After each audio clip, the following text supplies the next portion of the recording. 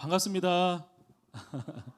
너무 반갑습니다. 비 오는데 우리 청년들 이렇게 예배 가운데 온 청년들 반갑고 축복합니다. 우리 옆에 청년들 같이 인사했으면 좋겠습니다. 참 잘 오셨습니다. 네, 참 했어요. 참 잘 오셨습니다. 예. 자, 우리 오늘 5월 가정의 달인데 오늘 연휴인데 어디 안 가셨어요? 연휴인데 우리 청년들 오늘 예배 가운데 말씀 통해서 또 하나님의 은혜가 있었으면 좋겠습니다. 여러분 주식이나 투자 시장에서 많이 쓰이는 단어 중에 로스컷이라는 말이 있다고 해요. 들어보셨어요? 영어 lost cut 들어보셨어요? 예, 맞아요. 예. 네, 우리말로 손절이요, 손절. 손절은 많이 들어보셨죠? 안 들어봤어요?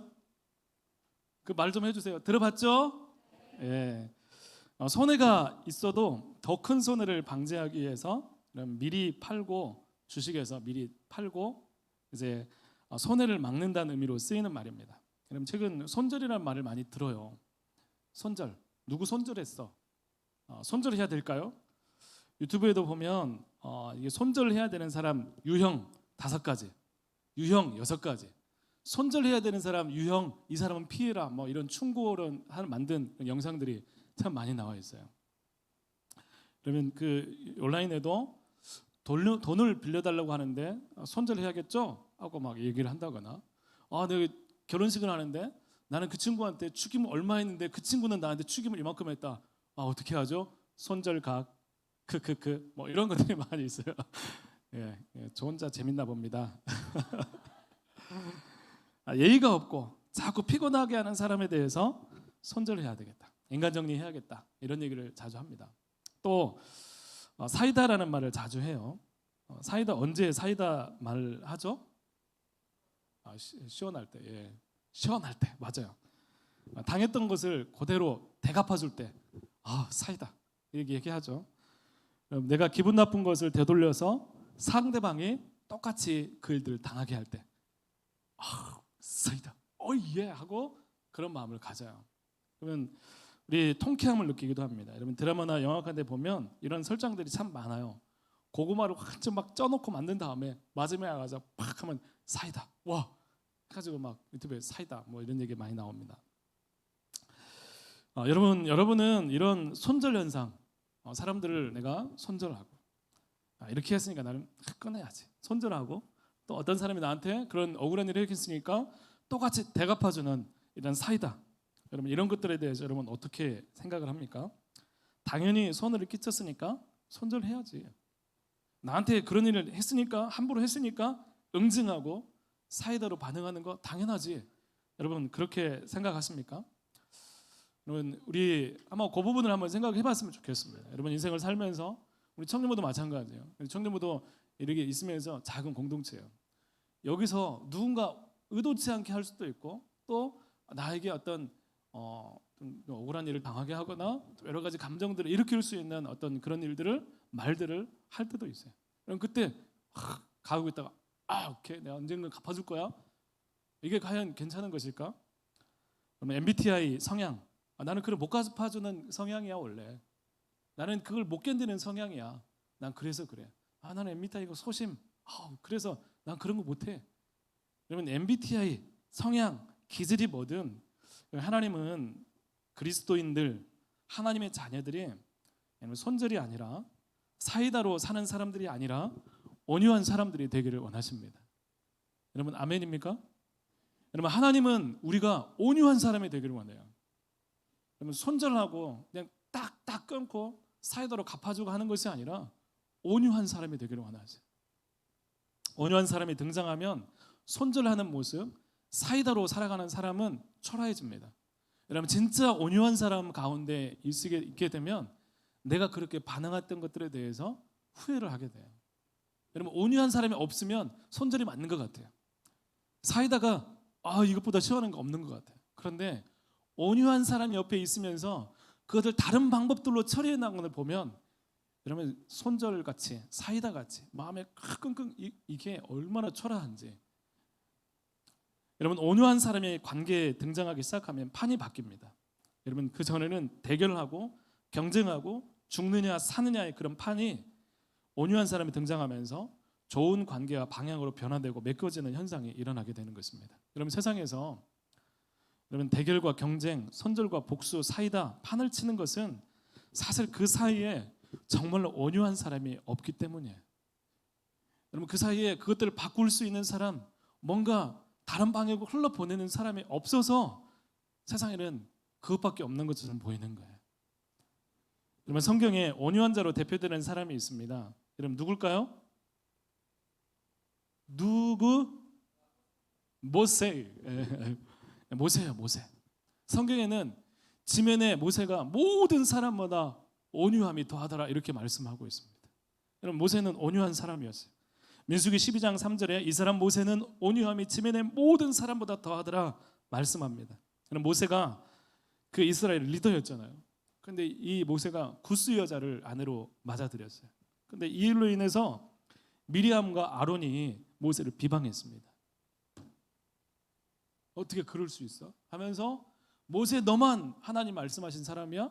우리도 하나님 말씀하신 사람이야 하고 하면서 모세의 권위에 도전하고 비난했습니다. 그때 하나님께서 모세와 미리암을 꾸중하시면서 미리암이 나병에 걸리게 하셨어요. 어떻게 보면 모세 입장에서는 사이다잖아요. 그죠? 너희 손절각이야. 딱 끊을 수 있잖아요.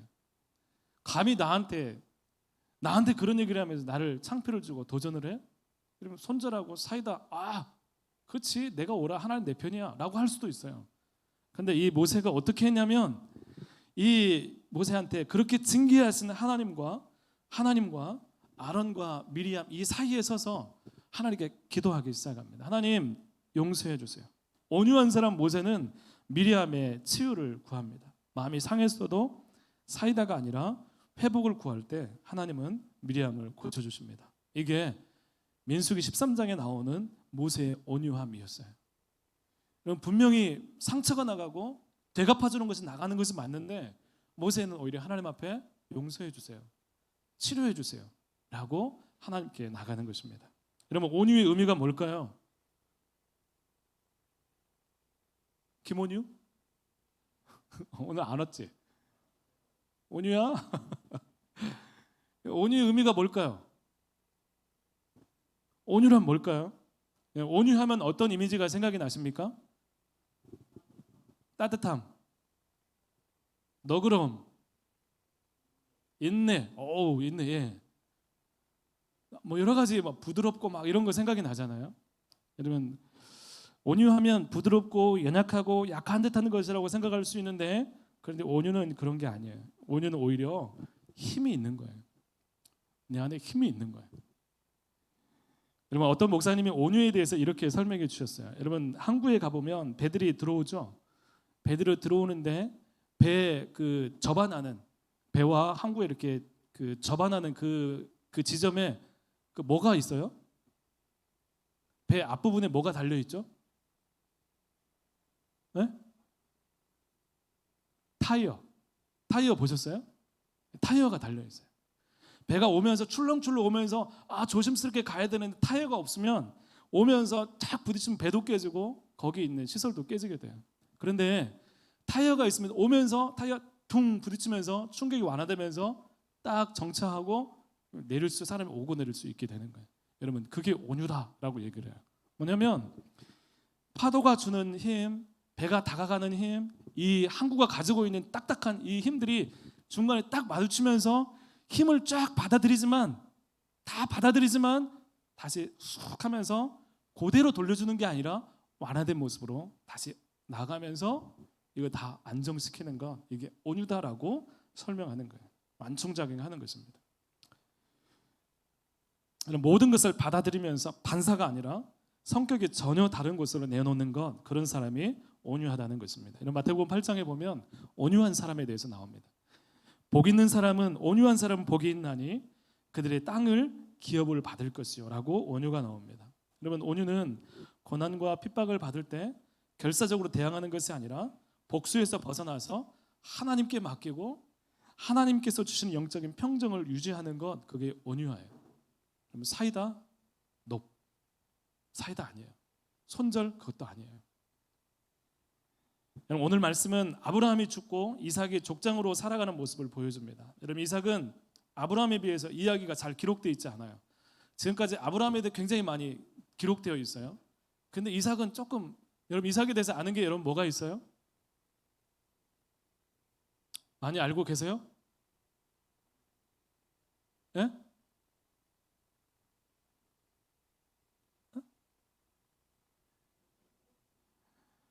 이삭에 대해서 성경이 많이 기록하고 있지 않아요. 그런데 여러분, 이 이삭이 어떤 사람인지, 그가 특별히 뭘 했는지 잘 알려지지 않습니다. 그런데 이삭이 어떤 성품으로 믿음으로 살았는지 오늘 말씀은 우리 가운데 보여주고 있어요. 여러분, 이삭은 온유한 사람이었어요. 이삭은 온유한 사람이었어요. 여러분, 오늘 말씀해 보면 그가 살던 가나안 땅에 흉년이 들었습니다. 목축을 하는 이삭의 가족들은 흉년을 견디지 못하고 예전 아브라함처럼 밑으로 내려갑니다. 우리 지도 한번 띄워주세요. 저번에 한번 봤던 지도인데 보세요. 예전에 아브라함이 어떻게 했냐면 요 위에 살다가 여기로 내려왔다가 애굽으로 갔다가 네겝으로 와가지고 베들로 올라갔다. 여러분 기억나세요? 그런데 여기서 살던 이삭이 똑같이 흉년을 경험하죠. 어디로 내려오냐면 밑으로 내려와요. 밑으로 내려와서 여기 있는 그랄 지역, 여기서 거주하게 됩니다. 여기까지 내려왔어요. 흉년이 들자 밑으로 내려오기 시작합니다. 이 아브라함이 그랬던 것처럼 애굽을 염두에 두고 내려갔던 것 같아요. 그런데 그곳에서 하나님께서 뭐라고 말씀하시냐면 이삭아, 애굽으로 내려가지 말고 내가 내게 지시하는 그곳에서 거주하라라고 하나님께서 말씀하십니다. 그래서 이삭은 그랄이라는 땅에 거주합니다. 그랄이라는 땅에 거주합니다. 그리고 그곳은 블레셋 사람들이 관할하는 그런 땅이었습니다. 그곳에서 이삭은 어떤 일이 일어났냐면 하나님의 축복으로 100배의 수확을 얻고 거부가 되었다라고 말씀하고 있습니다. 여러분, 이삭이 성공하고 재산이 많아졌어요. 이삭이 성공하고 재산이 많아지자 블레셋 사람들이 그를 시기하기 시작했습니다. 그리고 의무를 메워버립니다. 그리고 블레셋 왕 아비말렉은 이삭에게 떠나라고 협박합니다. 여러분, 이때부터 이삭을 향한 집요한 괴롭힘이 시작되기 시작합니다. 여러분, 이삭은 떠나라는 협박을 받고 순순히 그 그랄의 골짜기, 그들의 영향이 끼치지 않는 곳으로 가면, 지도 한번 띄워주세요. 지도가 너무 작아서 미안해요. 여기가 그랄이에요. 그랄인데 여기서 떠나서 어디로 가냐면 여기 부엘세바가 있고 이 사이에 있는 골짜기 지역으로 이제 이동을 하게 됩니다. 그랄에서 떠나서 골짜기 지역으로 이동하게 돼요. 여러분, 그곳에서 이삭은 골짜기를 파고 새로운 물줄기 셈의 군함을 얻게 되었습니다. 여러분, 이후부터 우물에 대한 이야기가 굉장히 많이 나와요. 우물을 팠다. 왜 이렇게 우물에 대한 이야기가 많이 나올까요? 목축업에 있어서 우물은 굉장히 중요한 거예요. 물이 없으면 목축이 안 되는 거예요. 오늘 말씀해 보면 이삭이 소와 양떼가 엄청나게 많아서 거부가 되었다, 굉장히 많았다라고 말씀하고 있습니다. 그런데 그것을 운영하려면 물은 필수적이에요. 여러분, 이 이삭이 가서 우물을 팠어요. 그 생명줄과 같은 이 우물을 팠는데 우물을 얻게 되었어요. 여러분, 우물을 파서 물을 얻는 게 쉬운 일이었을까요? 어려웠을까요? 예? 어려웠을까요? 쉬웠을까요? 어려운 일이었어요. 여러분, 그 지역에서 물을 파려면 저걸 몇 미터, 30m 정도 들어가서 우물을 파서 물이 있어야 돼요. 근데 팠는데 없을 수도 있어요. 근데 그렇게 해서 물을 얻게 되었습니다.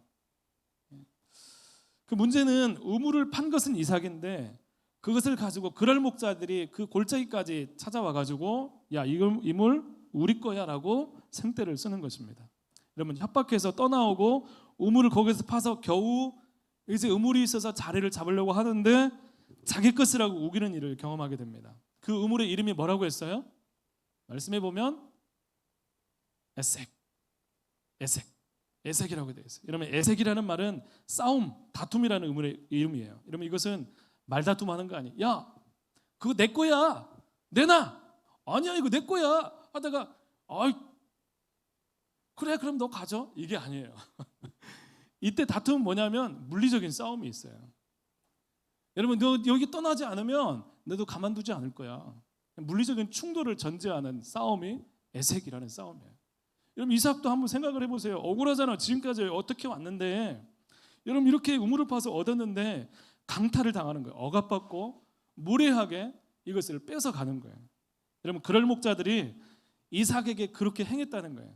여러분 우물에 대한 이름을 가지는데 이삭이 어떤 대접을 받았냐면 강탈하고 억압받고 무례하게 행했던 거예요. 그래서 이 이름은 에색 이렇게 이름을 지은 거예요. 이건 다퉜다. 이건 싸웠다. 그냥 떠났어요. 예. 그런 일들이 있었습니다. 여러분 그 아래에서 떠나라고 해서 떠났더니 여러분 그 정도 되면은 뭔가 좀 화를 내야 되는 거 아니에요? 가만히 있었더니 가만히로 보나? 나를 핫바지로 보나? 나 여기서 이쯤에서 내가 좀 한 번쯤 힘을 내줘야지. 싸우거나 완전 결판을 내야 될 것 같은데 이삭은 어떻게 했냐면 말씀해 보면 또 다른 우물을 파는 거예요. 또 다른 우물을 팠는데 또 그랄 목자들이 와서 그 소유권을 주장하는데 얼마나 심하게 그 우물에 대해서 소유권을 주장하는지 그 우물의 이름은 신나예요. 신나. 신나라는 말은 뭐냐면 대적한다. 여러분 이 신나라는 말은 사탄과 어근이 같아요. 사탄에서 나온 거예요. 이게 뭐냐면 악랄하게 굉장히 악으로 적으로 대적하면서 우물의 소유를 주장했다는 것입니다. 한 번, 두 번, 세 번 뭐 그렇게 말이 안 되는 일을 당하면 여러분 사람이 악해져야 되는 거잖아요. 근데 이삭이 또 뭐 하죠? 이삭이 뭐 했어요? 예? 또 우물을 팠어요. 이 정도 되면 좀 심각한 사람 아니에요? 우물을 왜 파는 거예요 도대체? 또 뺏기라고? 또 뺏길 것 같은데? 우물을 파봐야 자기 소유가 되지 못하는데 왜 우물을 왜 파는 거예요 도대체? 이 정도 되면 사람들이 옆에서 말려야 되는 거 아니에요? 왜 당신 바보 아니냐고. 왜 파가지고 남 좋은 일을 시키냐고. 여러분 이 우물을 팠는데 그때 이 우물의 이름이 뭐냐면 르호봇입니다. 그러면 장소가 넓다는 뜻입니다. 비로소 여기서 다툼이 그치고 하나님께서 넓게 하셔서 번성하게 하시라는 의미를 담고 있습니다. 여러분 힘들었어요. 죽을 것 같았어요. 이삭이 그 지내온 과정이 아무런 마음이 없던 게 아니에요. 억울하게 쫓겨가고 뭐 우물을 빼앗기면서 이삭 마음도 상한 거예요. 그래서 에색 이름을 짓고 신나 이름을 짓고 그 다음에 르호봇이라는 이 우물의 이름을 지은 이유가 있는 거예요. 마음이 아픈 거예요.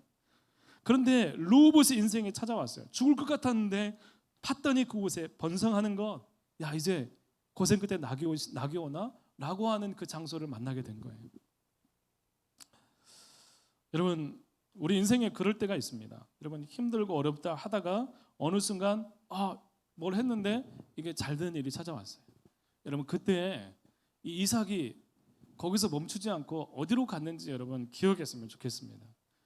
여러분 그때 이삭은 르호봇에서 번성하게 하는 것에서 멈추는 것이 아니라 이삭은 브엘세바로 올라가게 됩니다. 여러분 사실 브엘세바는 르호봇보다 지대가 낮은 곳이에요. 그런데 왜 브엘세바로 올라갔다라고 이야기를 했을까요? 그곳에 하나님을 예배하기 위해서 올라갔기 때문이에요. 여러분 이 이삭이 번성의 자리에서 하나님을 기억합니다. 왜 올라갔냐? 왜 하나님을 예배하러 올라갔냐? 여러분 아직 다툼은 없지만 아직 끝나지 않았기 때문이에요. 에색, 신나, 르호봇 그게 끝이 아니라 이게 정리가 된 게 아니에요. 여러분 하나님을 만나는 자리 그곳까지 이삭은 나아가는 것입니다. 여러분 우리 인생 가운데 진짜 평강이 찾아오지 않는 것, 우리 인생에 뭐가 일이 잘 되거나 뭐가 풀려도 우리 가운데 정말 확신 있게 정말 평안이 없는 이유는 뭐냐면 그곳에 하나님 만나는 자리 가운데 나가지 않을 때 그런 일이 생기는 거예요. 이런 물질이 있어요. 다른 것들이 잘 돼요. 그렇다고 해서 우리 마음이 진짜 평안이 찾아오느냐? 그렇지 않아요. 진짜 평안은 어디서부터 찾아오냐면 하나님 만나는 자리까지 나갈 때 찾아오게 되는 것입니다.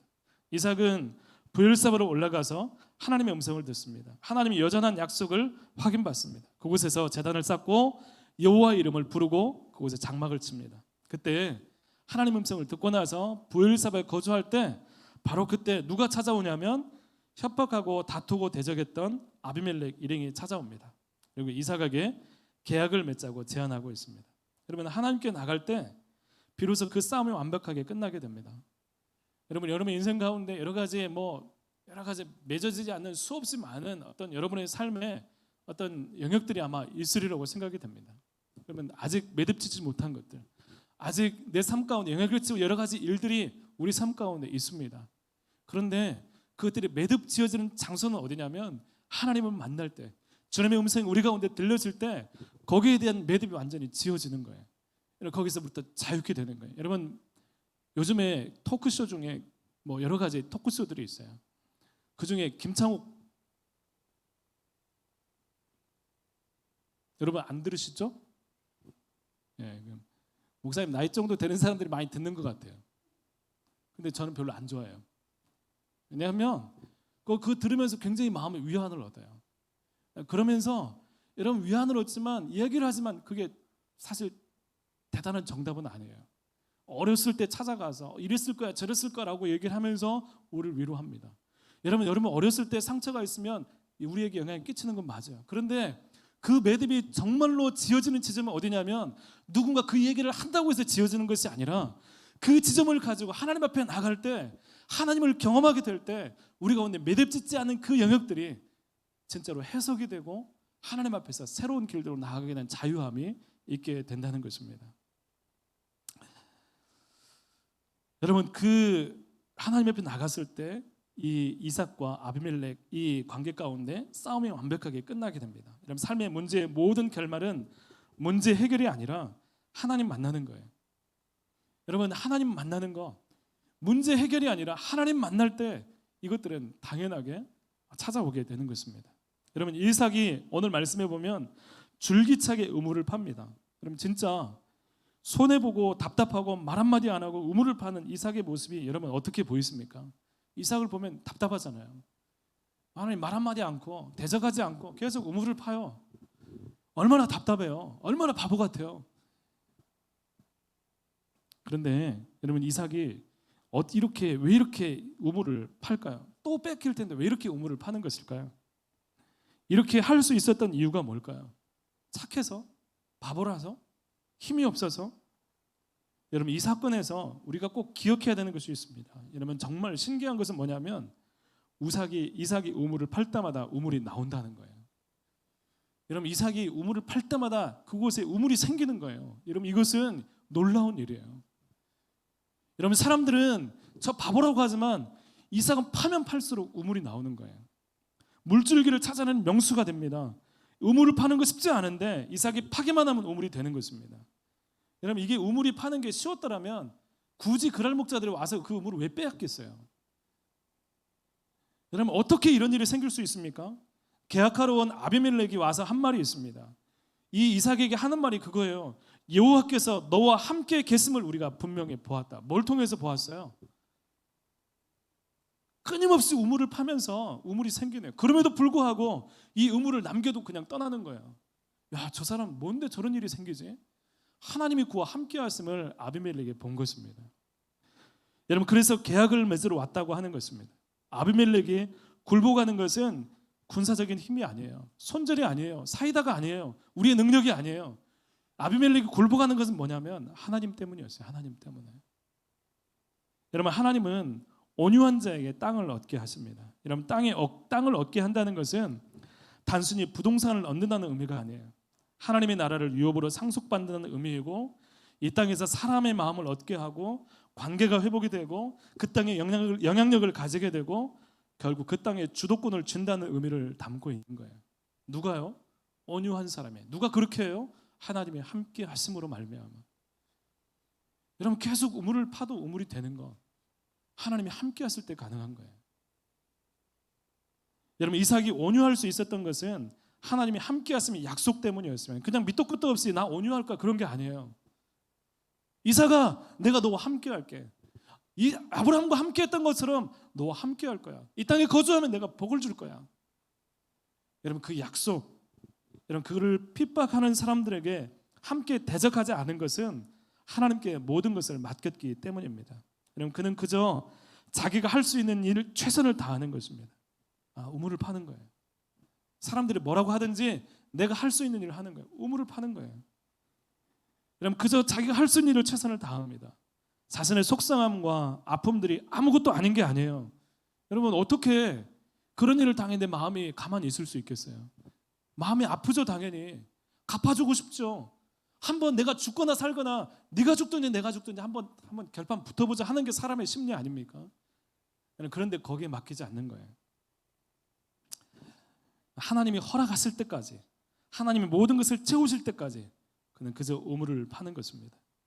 사랑하는 청년 여러분, 우물은 생명줄이라고 얘기했어요.